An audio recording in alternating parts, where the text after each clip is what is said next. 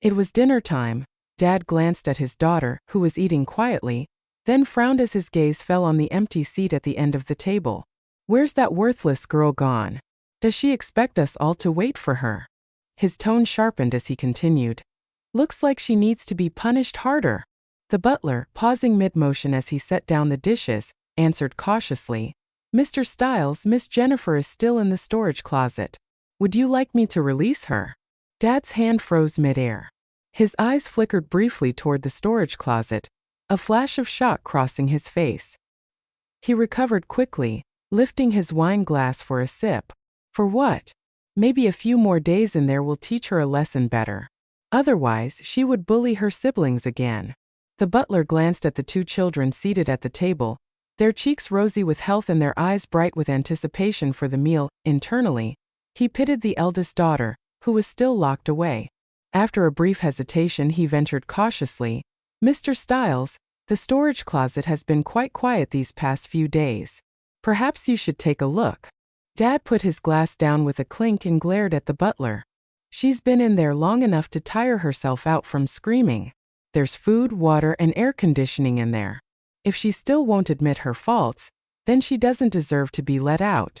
The butler seemed to have more to say, but Dad cut him off sharply. That's enough. We're eating dinner here. Let's not ruin the mood.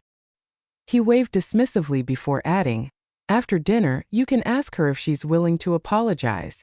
If she apologizes to her sister, she can come out, and the punishment's over. As if I had already been erased from his mind, Dad turned his attention to his son Ian and adopted daughter Wendy. He reached out, placing a peeled prawn into Wendy's bowl. What's wrong, Wendy? Why aren't you eating? You love prawns, right? Eat more. He ruffled her hair affectionately. Are you scared?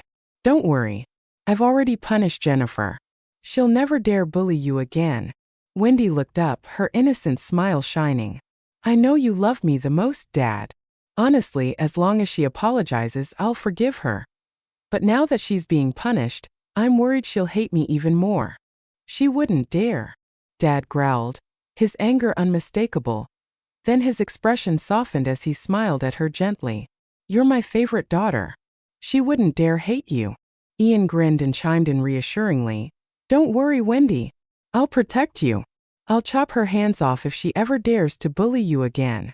I couldn't suppress a laugh at the irony of Dad's words, but Ian's declaration sent a chill through me. I hadn't expected my brother to make such a horrifying promise, and the cruelty in his eyes told me he wasn't joking. It was bone-chilling. I laughed aloud. But it was a shame no one heard me. I was dead. My spirit had only been able to leave the storage room after I died. Since then, I'd been drifting, watching everything unfold from above. From my bird's eye view, I could see how the storage room door had been sealed. The only ventilation, a small hole, had been blocked with a towel. The storage room had become my coffin. I hadn't been buried alive, but I might as well have been. Even now, as a spirit, just the sight of the sealed-off storage room door made me feel suffocated. It was as if the darkness would engulf me again at any moment. I staggered backward and quickly made my way to the dining room. There, Dad and Ian surrounded Wendy, their voices soft and comforting. Dad had his arm wrapped protectively around her. You've lost weight recently, Wendy. You should eat more. I know what happened last time must have scared you. It's only right Jennifer gets punished for what she's done. I've gone easy on her this time, but don't worry. I'll make sure she knows her mistake. That'll never happen to you again. Ian chimed in, his tone gentle. You're my one and only sister, Wendy. I stood silently behind them, listening as my father reprimanded me as if I weren't there, and my brother denied my very existence as his sister. I wanted to cry, but no tears came. By blood, they were my only family. Yet, to them it felt like I didn't exist. Being tied up and thrown into that dark storage room had been torture. Yet to Dad, it seemed a fair punishment for the few minutes Wendy had spent in there. The silence and pitch-black darkness terrified me, but there was no escape. I'd gone mad, struggling against the ropes. I had to break a finger just to free myself from their binds. I banged on the door with every ounce of strength I had. I screamed, begged to be released, promised to apologize, and prayed desperately to survive. It was all in vain. All I received in response was my father's mocking voice. Scared already? Didn't it occur to you that Wendy was scared too when you locked her in here? She's younger than you. Stay here and shut up. You should feel how terrified Wendy was. Let's see if you'll dare bully your sister again after this. And you call yourself her older sister? Humph. In desperation, I clawed at the door, trying to tear even the smallest slit, a tiny hole to let in air or light. My fingers bled, my nails broke, but it was all for nothing, hopeless. I let the darkness swallow me to end my days. I thought I heard Wendy's voice. It must be freezing in there, Jennifer. Don't worry, I'll make it warm soon. Then I realized with horror that the air conditioning had been switched to heating mode. It was summer, and the storage room was already unbearably stuffy.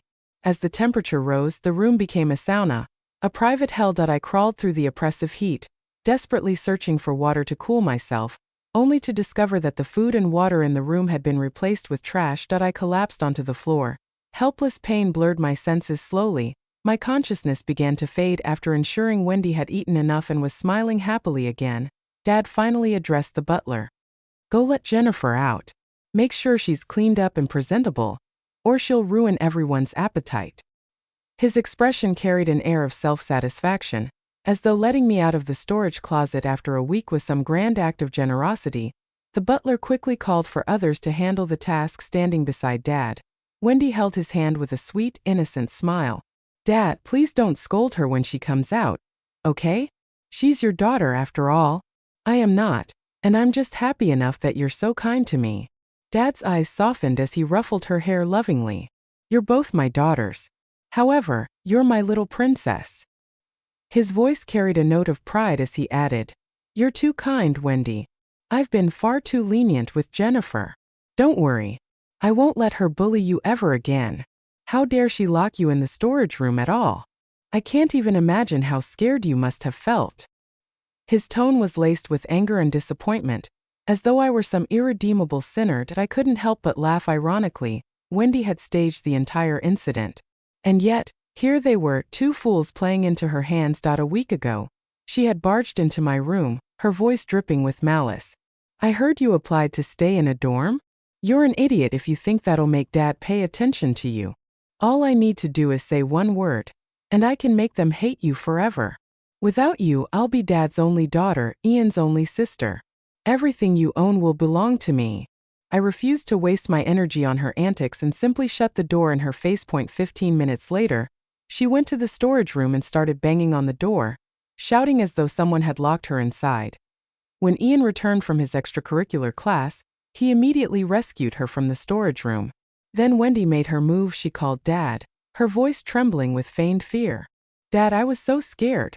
I know Jennifer doesn't like me, but I didn't think she'd lock me in the storage room. It was so terrifying. I know I'm not related to you by blood, and it's only fair that Jennifer doesn't like me, but it was so dark in there. Maybe you should send me back to the orphanage, Dad. Then Jennifer wouldn't feel so angry about my existence anymore.